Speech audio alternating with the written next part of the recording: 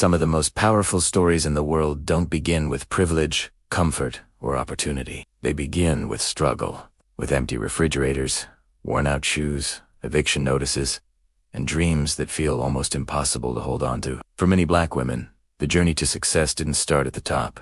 It started at the bottom, where survival itself was an achievement. There are women who grew up watching their mothers stretch a dollar until it screamed, learning early that strength wasn't optional, it was necessary. Women who walked to school because there was no bus fare, who learned responsibility before childhood had a chance to fully exist. And yet, even in those conditions, something powerful was forming, a resilience that no statistic could measure. Some of these women were told, directly or indirectly, that their circumstances defined their limits, that poverty was a permanent label, that success belonged to someone else. But instead of accepting those narratives, they carried a quiet determination, a belief that their story would not end where it began. Many worked their first jobs far too young, not for extra spending money, but to help keep the lights on. They learned discipline early.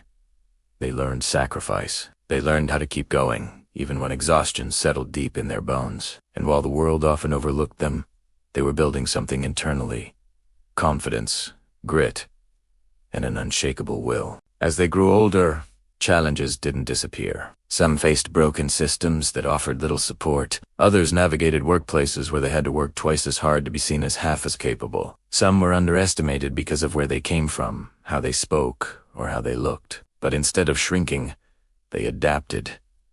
They learned. They arose. There are Black women who turned small ideas into powerful careers. Women who took side hustles and transformed them into businesses. Women who educated themselves when formal education wasn't accessible. Women who failed publicly, quietly regrouped, and tried again when no one was watching. Their rise wasn't overnight. It was slow, deliberate, and often lonely.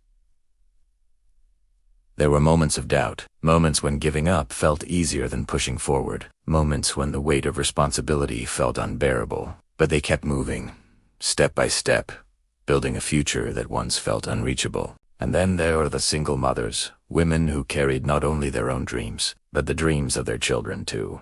Women who had to be everything at once: provider, protector, teacher, nurturer, and motivator. Women who stayed up late working, studying, planning, and worrying, only to wake up early and do it all again. Some became mothers unexpectedly. Others became single parents through loss, separation, or circumstances beyond their control. But regardless of how they arrived there, they refused to let motherhood limit their ambition. Instead, it fueled it. They built empires between school drop-offs and bedtime stories.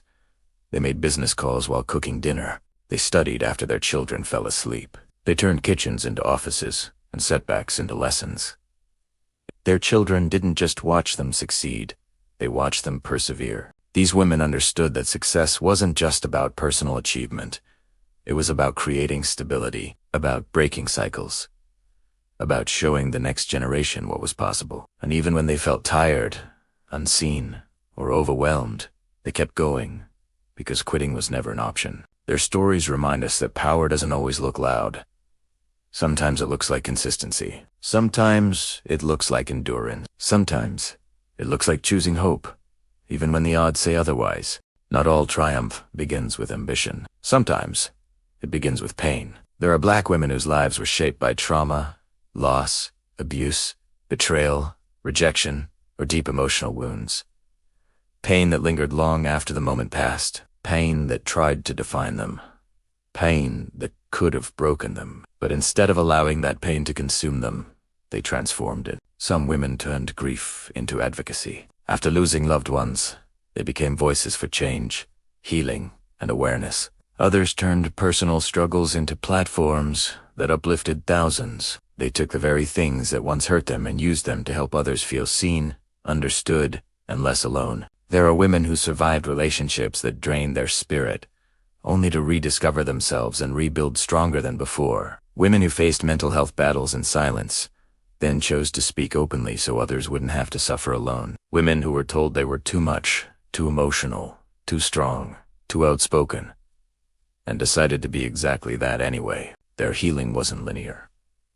There were setbacks, relapses into self-doubt. Moments when old wounds reopened. But healing doesn't require perfection. It requires courage. And these women showed up for themselves, again and again. Some found purpose through creativity. Others through entrepreneurship, education, mentorship, or community work. Many realized that their experiences, no matter how painful, carried value. That their survival itself was a testimony. They learned that success doesn't always mean wealth or recognition.